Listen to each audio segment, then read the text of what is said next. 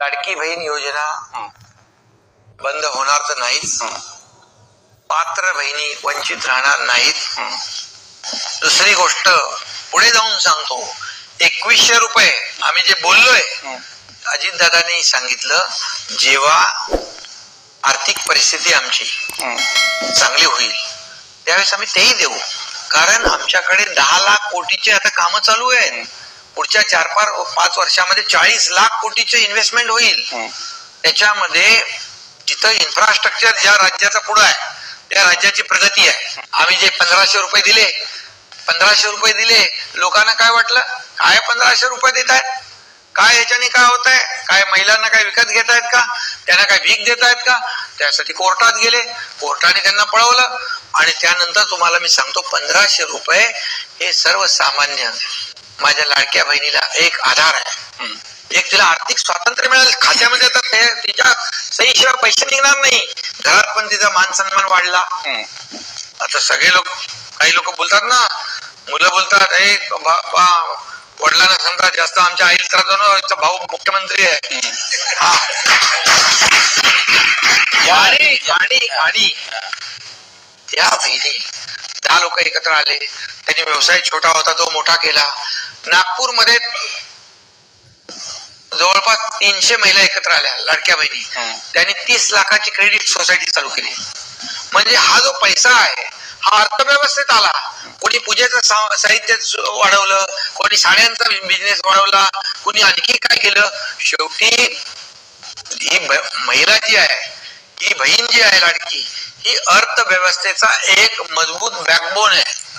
तिला काटकसर करताना, जसं आम्ही सरकार चालवतो तसं घर चालवताना जी काटकसर करतात ना, आम्ही पाहिलं. आमच्या आईचं, माझ्या पत्नीचं त्यावेळेची परिस्थिती पाहिलेली आहे. कशी कसरत करावी लागते. शाळेची फी, दुधाचे पैसे, रेशनचे पैसे, हे सगळं कसरत आहे. त्याच्यामध्ये हे जे पैसे आहेत हे पुन्हा अर्थव्यवस्थेतच येत आहेत. जे पात्र नाहीये त्या व्यक्तींना याचा लाभ मिळाला, त्याचे पैसे हे परत न घेण्याची सरकारची भूमिका ही कायदेशीर आहे का? कारण तो सरकारचा पैसा आहे. ज्या अपात्र व्यक्तीला जे पैसे गेलेले असतील लाडक्या बहिणी म्हणून, ते पैसे त्यांच्याकडे तसेच ठेवणे योग्य आहे का? हे बघा, आता पात्र बहिणी योजनेपासून वंचित राहणार नाही. पण आता जे पैसे गेलेले आहेत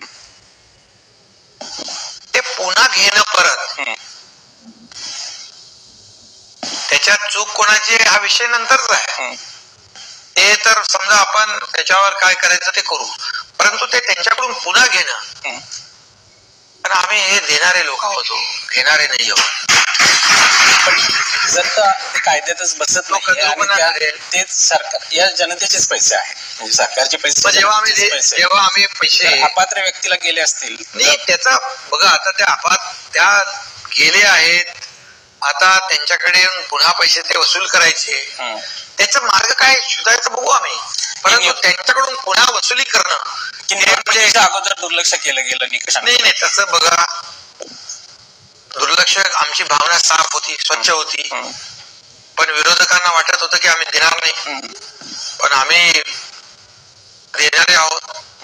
आणि आमची प्रामाणिक इच्छा होती की सर्वसामान्यांचं सरकार आम्ही म्हणतो, तर सर्वसामान्यांच्या आयुष्यामध्ये चांगले दिवस आले पाहिजे, हे एक आमचं ध्येय होतं.